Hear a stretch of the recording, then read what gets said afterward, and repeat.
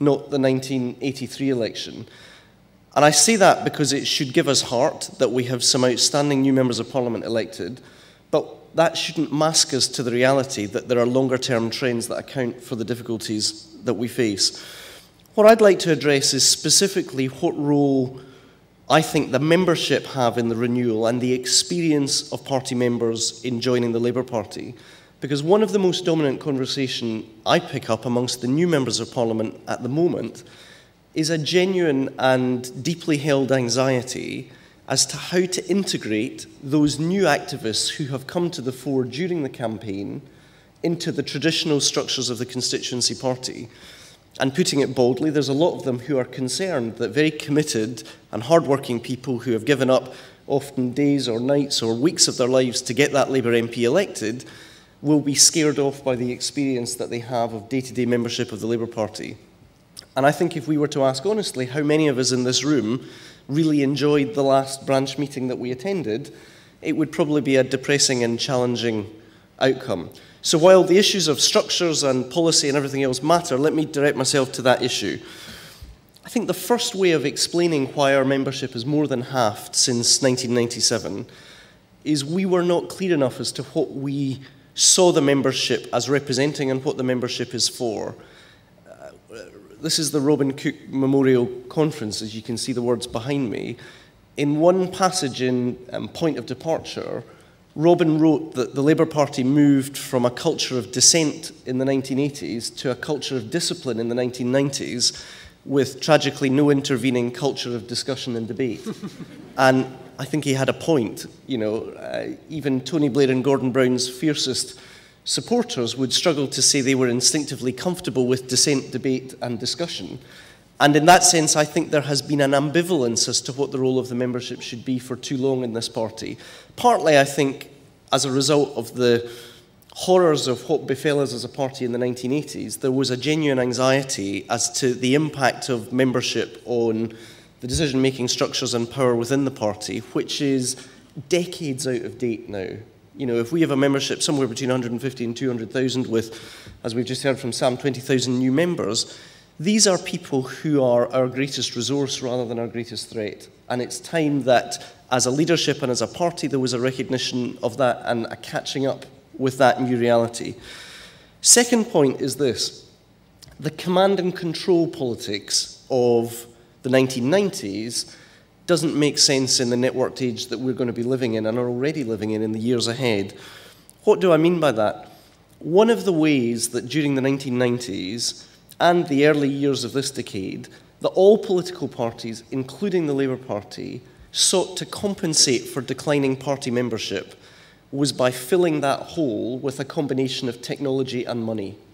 Whether that was through paying for direct marketing leaflets that resembled the kind of authentic communication that existed in previous generations, whether that's using money to fund a national call centre because you don't have local Labour Party members able to make those calls themselves.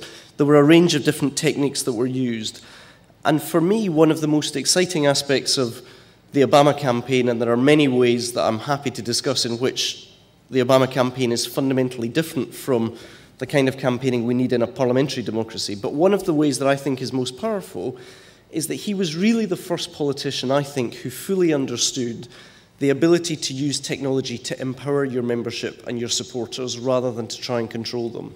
And in that sense, I think that's opened up a very rich stream, exactly the kind of discourse that Anne was talking about, that I think holds a way forward.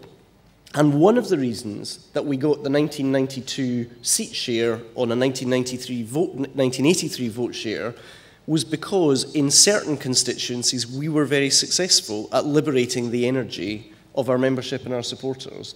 Why did we win seats like Karen Buck's here in London? Why did we win Andy Slaughter's seat when a conservative estimate of the amount of Tory money spent in Andy Slaughter's seat is £500,000? It was because committed individuals can beat limitless cash.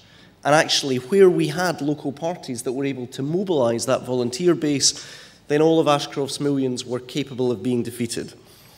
So if we start with that optimistic point, what do we need to do? I think there are three suggestions I would like to offer as thought starters. First of all, to join the Labour Party as a political act.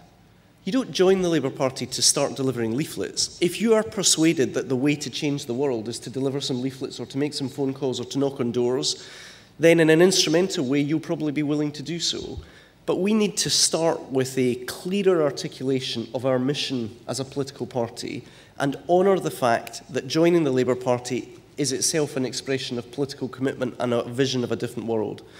And I hope personally that the leadership contest affords us the opportunity to move away from the kind of rhetoric collapse that we've seen in recent years between the political parties, where you can play kind of rhetoric tombola between Labour spokespeople, Tory spokespeople, Liberal Democrat spokespeople. You can choose whether it's opportunity or fairness or progress, the words that are being used. My hope is that we find a better language to articulate the values that brought us into politics in the first place and the causes that we are most determined to tackle. So first of all, I think there needs to be a sense of mission. Secondly, I think we need to change our methods of organisation at constituency and at grassroots level. What do I mean by that? I think at this point in our history, we need to be able to look backwards in order to move forwards, because the finest and earliest traditions of our party, and indeed our movement, were around community organisation. It was actually that people came together in the face of concentrations of money, power and wealth and relied on the strength of each other and their collective organisation to be able to affect change in those communities. And in that sense, I do think that the kind of work that London Citizens are doing in London, but some of our best constituency Labour parties are doing elsewhere, is a powerful model for us in terms of changing the methods of organisation that we have. The second way that we need to change our methods is we need to be a party that anticipates the kind of world we want to see.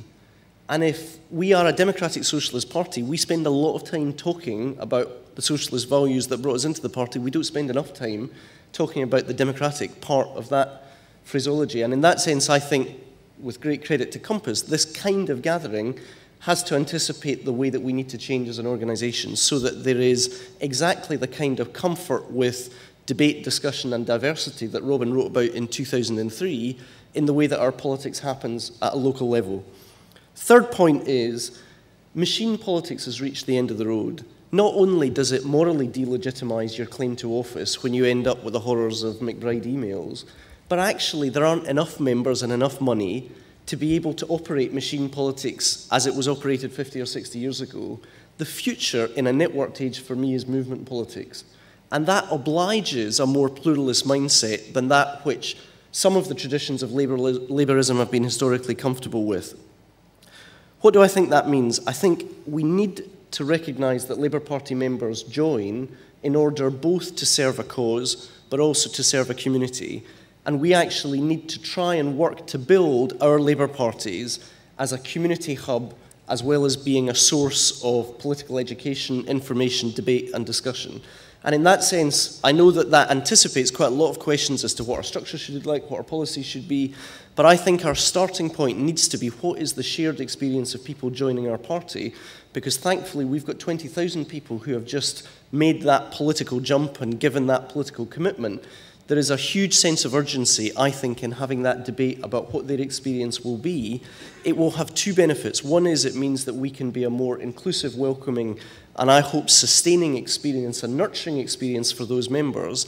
And it will also avoid what has historically been the pattern of renewal in the Labour Party after we go into opposition, which is we start by forming a circular firing squad and after a few years decide that there's a better way to do politics. My hope is that one of the lessons out of this election is not just we need to look at our structures and our policy, but actually at quite a deep and humble level there's a recognition we need to change the way we do politics, and that starts in conversations like this. Thanks very much, Douglas.